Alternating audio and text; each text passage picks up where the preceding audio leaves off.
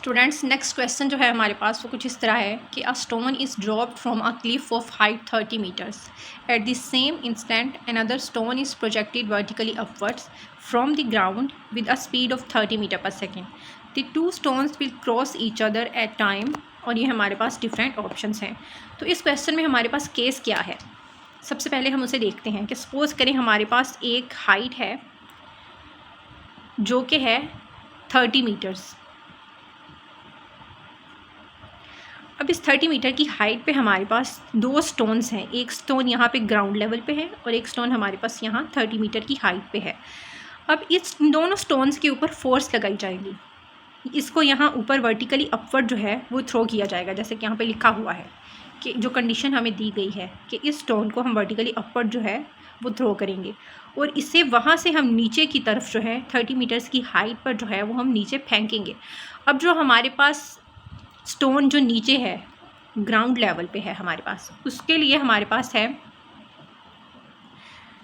30 meter पर second की speed. अब ये जो स्टोन है इसे हम 30 मीटर पर सेकंड की स्पीड के साथ ऊपर की जानिब फेंकेंगे, यानी वर्टिकली अपवर्ड्स फेंकेंगे और इसको हम नीचे 30 मीटर की हाइट से फेंकेंगे। और इसकी इनिशियल वेलोसिटी हमारे पास पता है क्या होती है, किसी भी ऑब्जेक्ट की इनिशियल वेलोसिटी, जिस वेलोसिटी को हम एज रेफरेंस कंसीडर करते हैं। अब ये पहले रेस्ट पे था तो इसकी इनिशियल वेलोसिटी हमारे पास क्या हो गई, ज़ीरो हो गई ना। अब ये हमारे पास उन्होंने स्पीड ऑलरेडी दे दी हुई है तो हम इसकी इनिशियल स्पीड जो है वो उसको ये नहीं कह सकते कि हम इसे 30 मीटर्स जो है वो हम इसे जो है वो ज़ीरो कंसीडर करेंगे। तो हमारे पास इसकी वी आई क्या हो गई, 30 मीटर पर सेकेंड। ठीक है, हाइट हमारे पास 30 मीटर्स गिवन है। नेक्स्ट हमारे पास क्या है कि the two stones will cross each other at time, यानी कि टाइम हमें फाइंड करना है बेसिकली कि किस टाइम पे ये दोनों स्टोन्स जो हैं वो आपस में क्रॉस करेंगे। ऐसा कौन सा टाइम होगा कि जब ये दोनों जो स्टोन्स हैं वो ये पास से गुजरेंगे। ठीक है स्टूडेंट्स, समझ आई आपको। चलें फिर इस क्वेश्चन को सॉल्व करते हैं।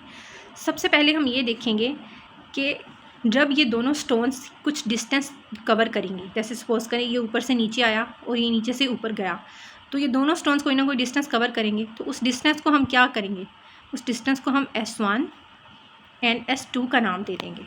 ठीक है, अब हमारे पास ये टोटल डिस्टेंस कितना है S, वो क्या होगा हमारे पास जो S होगा, यानी ये टोटल डिस्टेंस हमारे पास क्या है 30 मीटर्स यानी S। तो S हमारे पास क्या होगा S1 प्लस S2 गया हमारे पास टोटल डिस्टेंस। अब ये S1 plus S2 total distance कितना है 30 मीटर्स, उसके इक्वल होगा। So 30 will be equal to S1 plus S2। ठीक है, ये हमारे पास आ गया। अब हमें यहाँ पे मज़ीद क्या रिक्वायरमेंट्स हैं कि हमें S1 पता हो और S2 पता हो। तो इसके लिए हम सिंपली इक्वेशन ऑफ मोशन जो है उनका सहारा लेंगे और उनसे इसको कैलकुलेट करने की, सॉल्व करने की ट्राई करेंगे। तो सबसे पहले हम ऊपर वाले भी इक्वेशन ऑफ मोशन लगाएंगे। ठीक है, उसके लिए हम सेकंड इक्वेशन ऑफ मोशन देखेंगे कि हमारे पास S1 किसके इक्वल है,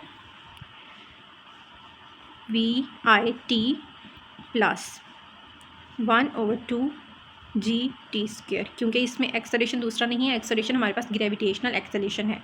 यहाँ पे हम A नहीं बल्कि G लिखेंगे। तो ये हमारे पास कुछ इस तरह आ जाएगी S1। अब हम देखते हैं कि इसमें VI हमारे पास जो है वो ज़ीरो है, तो ये वाली पूरी टर्म जो है ये ज़ीरो हो जाएगी। तो हमारे पास क्या आएगा 1/2 GT²। अच्छा स्टूडेंट्स, यहाँ पे एक और कॉन्सेप्ट कि ये देखिए हमारे पास ये स्टोन जो है वो नीचे की जानिब जो है मूव कर रहा है, यानी ग्रेविटी के एक जो है अगेंस्ट वर्क नहीं कर रहा। तो यहाँ पे हमारे पास G पॉजिटिव ही आएगा। ठीक है, अगर ग्रेविटी के अगेंस्ट वर्क करता, अगेंस्ट एक्सेलरेशन होती तो वो हमारे पास डिसल्ट्रेशन होती।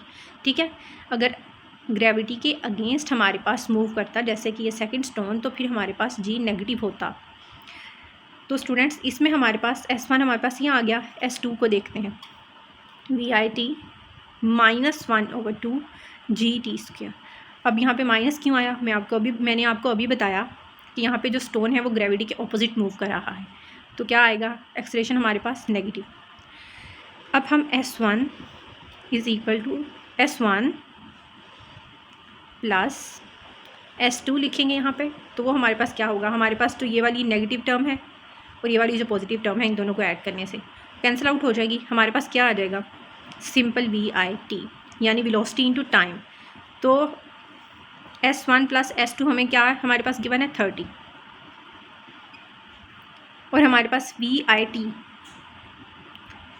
इनिशियल वेलोसिटी हमारे पास क्या है, यहाँ पे इनिशियल वेलोसिटी हम कंसीडर करेंगे S2 की, ठीक है। और S2 की इनिशियल वेलोसिटी हमें क्या दी गई थी, 30 meter per second, 30 into time.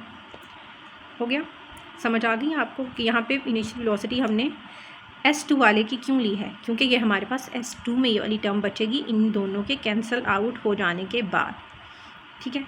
Next हमारे पास स्टूडेंट्स इसको कैलकुलेट करने के बाद हमारे पास T जो है वो आएगा 1 सेकेंड। तो हमारे पास ये कौन सा ऑप्शन है, ऑप्शन ए। सो हमारे पास ऑप्शन ए जो है वो इस क्वेश्चन का करेक्ट है। स्टूडेंट्स आपको जहाँ पर भी कंफ्यूजन आए आप पूछ सकते हैं बिला झिझक, आई विल रिप्लाई इंशाल्लाह। तो स्टूडेंट्स नेक्स्ट सेकंड केस जो होगा हमारे पास वो कुछ इस तरह होगा कि if an object's acceleration is zero then its speed must remain constant. तो इस केस को हम देखते हैं कि एक स्पीड जो है जब कांस्टेंट होती है, कांस्टेंट रखते हैं हम, सपोज करें एक ऑब्जेक्ट जो है वो स्ट्रेट पाथ में मूव कर रही है, ठीक है, और इसकी डायरेक्शन जो है वो वेरी नहीं कर रही, डायरेक्शन वेरी नहीं कर रही और स्पीड जो है वो कांस्टेंट है 2 मीटर पर सेकेंड। तो हमारे पास एक्सेलरेशन का फॉर्मूला जो है वो क्या है कि जो है स्पीड वो वेरी कर रही है विद टाइम, लेकिन यहाँ पर तो स्ट्रेट पाथ में 2 मीटर पर सेकेंड की स्पीड से जो है वो ऑब्जेक्ट मूव करते जा रही है, ठीक है। तो ये वाला जो केस होगा हमारे पास ये वैलिड होगा, क्योंकि हमारे पास जो स्पीड है वो टाइम के साथ वेरी नहीं कर रही है, तो एक्सेलरेशन क्या आ जाएगा, ज़ीरो। तो जो सेकंड वाला हमारे पास केस है वो वैलिड होगा। थर्ड केस पर हम चलते हैं students. If an object speed remains constant then its acceleration must be zero. ये तो जो फर्स्ट केस था हमारे पास वही केस आ गया ऑलमोस्ट, कि यहाँ पे स्पीड रिमेन्स कांस्टेंट है then its acceleration must be zero. तो हम फिर से वही देखेंगे कि अगर हमारे पास स्पीड कांस्टेंट हो तो एक्सेलरेशन ज़ीरो नहीं होता, ए नॉट इक्वल टू ज़ीरो, क्योंकि हमारे पास डायरेक्शन वेरी कर रही है। फर्स्ट केस में क्या देखा था, उसमें भी डायरेक्शन जो थी वो वेरी कर रही थी और स्पीड जो थी वो उतनी ही थी। तो जो थर्ड केस है और सेकंड केस है, थर्ड केस है और फर्स्ट केस है, ये ऑलमोस्ट एक ही केस है जिसे टू डिफरेंट जो है वो वर्ड्स में एक्सप्लेन किया गया है।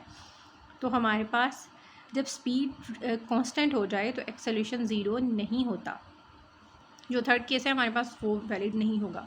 तो इस क्वेश्चन में हमने देखा कि हमारे पास सेकंड केस है जो है वो वैलिड है।